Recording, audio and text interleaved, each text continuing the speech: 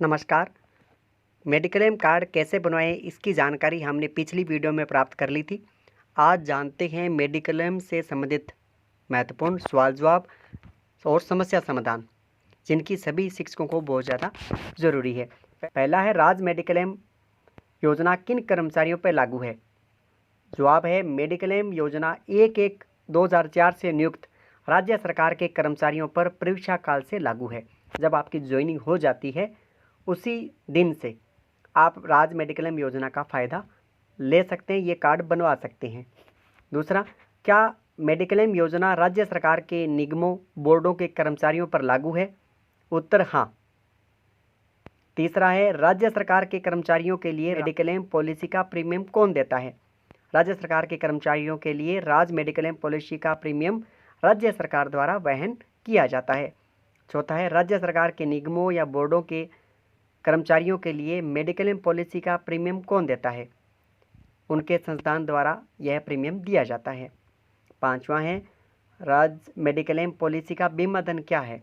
इसका बीमा धन राशि 3 लाख रुपए है। सातवां है, राजस्थान सरकार के कौन से बोर्डों, निगमों, स्वायत्तशासी संस्थाओं को मेडिक्लेम पॉलिसी जारी की जाती है? जवाब है, वे बोर्ड, निगम एवं स्वायत्तशासी संस्थाएं जिनमें राजस्थान सरकार का वित्तीय हित निहित है एवं जिन पर राज्य सरकार के नियम लागू होते हैं। प्रीमियम का भुगतान करने के उपरांत 1/1/2004 से नियुक्त अपने कार्मिकों के मेडिक्लेम पॉलिसी की सुविधा प्राप्त कर सकते हैं। आठवां और सबसे महत्वपूर्ण सवाल, समस्त मेडिक्लेम पॉलिसी के अंतर्गत परिवार की परिभाषा क्या है? अब आप परिवार में किन किन सदस्यों को जोड़ते हैं? कर्मचारी के पति पत्नी, 21 वर्ष तक की 2 संतान एवं माता पिता जो सामान्यतः राजकर्मी के पद के स्थापन के स्थान पर रहते हो तथा जिनकी मासिक आय 2,000 रुपये से कम हो। यानी आपके माता पिता जो हैं, पति पत्नी और बच्चों के अलावा माता पिता जो हैं आपके साथ रहते हो और जिनकी आय 2,000 से कम हो। इसके लिए एक आपको शपथ पत्र, घोषणा पत्र देना पड़ता है कि मेरे माता पिता मेरे साथ रहते हैं और जिनकी वार्षिक आय 2,000 से कम है। नौवां है, क्या जुड़वा बच्चों के होने की स्थिति में 2 से अधिक संतानों पर मेडिक्लेम का लाभ दे है? उत्तर, प्रथम प्रसव से यदि 1 से अधिक जीवित संतानें हैं तो उनको पृथक इकाई माना जाएगा। दूसरा, प्रथम प्रसव से यदि एक जीवित संतान है एवं द्वितीय प्रसव से 1 से अधिक संतान होती है तो 1 इकाई मानी जाएगी। 10वां प्रश्न, महिला कर्मचारी के लिए आश्रित परिजन की परिभाषा क्या है? अब अगर महिला कार्मिक है तो अपने परिवार में या आश्रित में कौन आएगा? महिला कर्मचारी के पास यह विकल्प है कि वह अपने माता पिता अथवा सास ससुर में से किसी भी एक को परिवार में शामिल कर सकती है, या तो सास ससुर या फिर अपने मम्मी पापा, दोनों में से एक को। 11वां है, कर्मचारी कार्मिक किन अस्पतालों में इलाज करवा सकता है? कर्मचारी एवं उसके आश्रित परिवारजन किसी भी राजकीय चिकित्सालय एवं राज्य सरकार विभाग द्वारा अनुमोदित निजी चिकित्सालयों में इलाज करवा सकता है। 12वां है, मेडिक्लेम बीमा योजना में अनुमोदित अस्पताल कौन से हैं? तो इसके लिए राज्य के अनुमोदित निजी चिकित्सालयों की अद्यतन जानकारी हेतु वित्त विभाग की वेबसाइट http://finance.rajasthan.gov.in apps/rcsmhospital.aspx पर देखा जा सकता है। ये वेबसाइट है, आप गूगल में इसे लगाएंगे तो इसकी लिस्ट आपको मिल जाएगी। राजस्थान राज्य से बाहर स्थित राज्य में उपचार कराने के लिए अस्पतालों की सूची। राजस्थान राज्य से भी बाहर इलाज करवाना चाहते हैं इस योजना के अंतर्गत, तो ये लिस्ट है, आप इसका स्क्रीनशॉट ले लीजिए। यहाँ राज्य मेडिक्लेम के अंतर्गत ही आपका इलाज होगा। 13वां है, नगद विहीन सुविधा किन बीमारियों में प्राप्त है? जवाब है, नगद विहीन सुविधा 7 गंभीर बीमारियों पर लागू है, जो इस प्रकार है: coronary artery surgery, cancer, renal failure that is failure of both kidneys. चौथा है स्ट्रोक। 5वां है मल्टीपल स्क्लेरोसिस और छठा है मेनिंजाइटिस और 7वां है major organ transplants like heart, kidney, liver, lung, pancreas और बोन मैरो ट्रांसप्लांटेशन।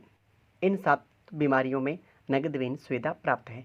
14वां है, नगद विहीन सुविधा के लिए क्या करना चाहिए? जवाब है, नगद विहीन सुविधा प्राप्त करने के लिए राज्यकर्मी या परिवारजन के अस्पताल में भर्ती से पूर्व या भर्ती होते ही 24 घंटे के अंदर परिचय पत्र के साथ संबंधित निजी अस्पताल के माध्यम प्री ऑथराइजेशन TPA को प्रेषित किया जाना अनिवार्य है। 15वां है, राज्य मेडिक्लेम दावे का पुनर्बंध प्राप्त करने के लिए दावे का आवेदन या सबमिट करने की समय सीमा क्या है। राज्यकर्मी अस्पताल छोड़ने के 90 दिवस में इलाज से संबंधित सभी मूल दस्तावेजों के साथ दावा प्रपत्र SSO ID से ऑनलाइन सबमिट करेगा तथा हार्ड कॉपी संबंधित जिला बीमा कार्यालय को जमा करवाएगा। 90 दिन का समय होता है आपके पास इलाज करवाने के बाद। 16वां है, बोर्ड निगम कार्मिकों के लिए मेडिक्लेम दावे के पुनर्बंध के लिए दावे के आवेदन की अधिकतम सीमा क्या है।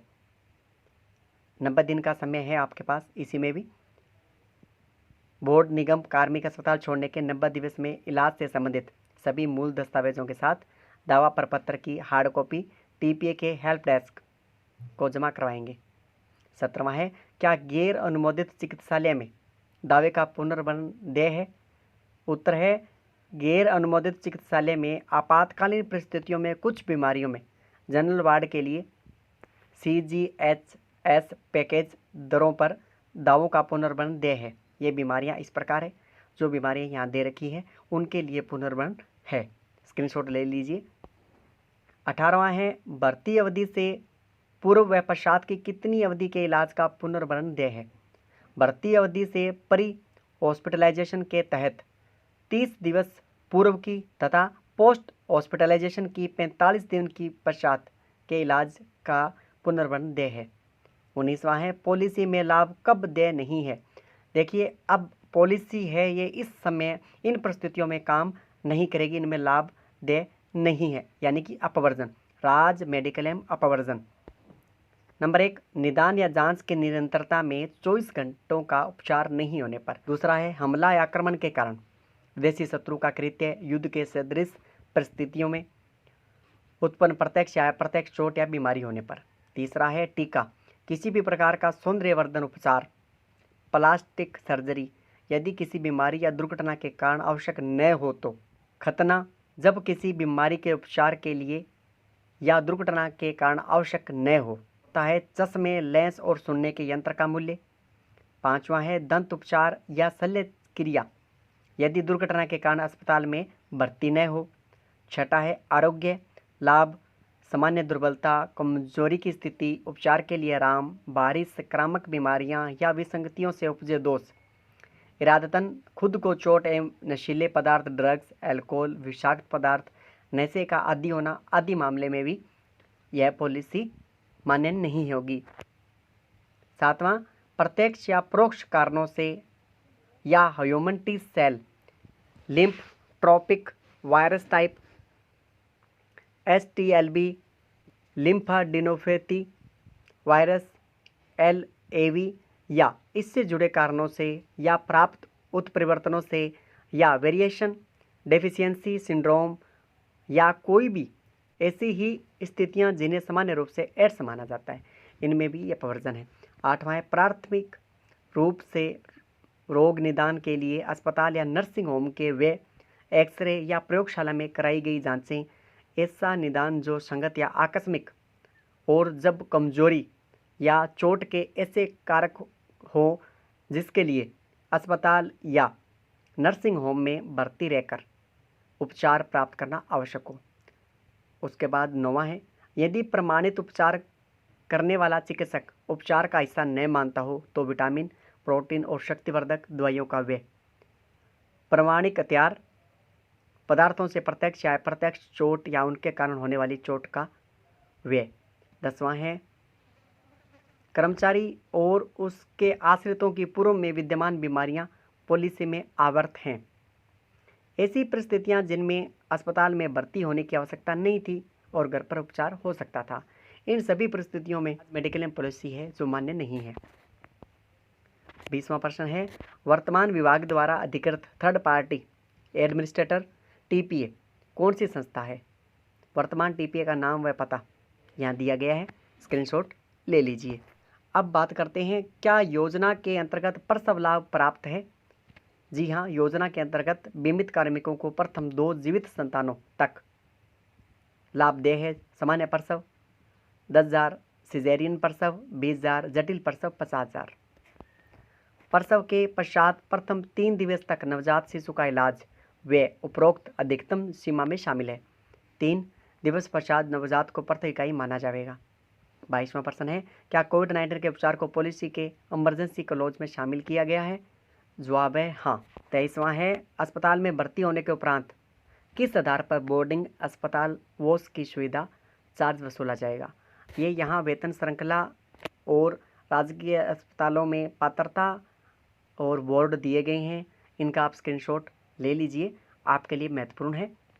किस प्रकार, जैसे कह दे रखा है वेतन श्रृंखला 64,000 है, तो राजकीय अस्पतालों में पात्रता जो है वो डिलक्स की है और निजी वार्ड मिल सकता है और 3,000 रुपये प्रति दिवस के, और ऐसे ही अन्य लिस्ट दे रखी है, स्क्रीनशॉट ले लीजिए। 24वां है, कर्मचारी द्वारा स्वयं की वेतन श्रृंखला से अपर श्रेणी बोर्डिंग अस्पताल वास का उपभोग करने पर कितना किया जाएगा? तो जितना चार्ज है और उसके अलावा आप एक्स्ट्रा जो सुविधा ले रहे हैं वो चार्ज आपको स्वयं देना पड़ेगा। जैसे 1,000 रुपये आपको मिल रहे हैं और आप डिलक्स सुविधा लेना चाहते हैं तो वहाँ 3,000 लगते हैं, तो 2,000 रुपये आपको पर्सनल देने पड़ेंगे। तो इस प्रकार राज मेडिक्लेम से संबंधित ये महत्वपूर्ण जानकारी थी, और पॉलिसी की जानकारी है आप नीचे दी गई वेबसाइट पे भी देख सकते हैं, SIPF पे। जो चैनल पे नए हैं चैनल को सब्सक्राइब कर लीजिए। किस प्रकार की समस्या है तो आप SMS कर सकते हैं। राज मेडिक्लेम कार्ड कैसे बनवाना है ये हमारी पिछली वीडियो देख लीजिए आप। वीडियो को लाइक करें, शेयर करें। धन्यवाद।